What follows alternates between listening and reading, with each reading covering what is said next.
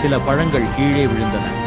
ஔவையார் அந்த பழங்களை எடுத்து தூசியை ஊதி சாப்பிடத் தயாரானார். அப்போது சிறுவன் சிரித்து, அம்மா, நீ சுடாத பழம் கேட்டாயே, ஆனால் எதற்கு ஊதுகிறாய்? அது சுடுந்து விட்டதா என்று கேள்வி எழுப்பினான். ஔவையார் அதிர்ச்சி அடைந்தார். இந்த குழந்தை சாதாரணமானவன் அல்ல, உயர்ந்த ஞானம் கொண்டவன் என்று உணர்ந்தார். உடனே அவர் குழந்தையின் மீது விழித்து பார்த்தபோது அந்த சிறுவன் தனது உண்மையான தெய்வீக ரூபத்தை வெளிப்படுத்தினான். ஔவையார் கண்டது வேறு யாருமல்ல, கந்தவேளே, பழமுதிர்ச்சோலை முருகப்பெருமான்.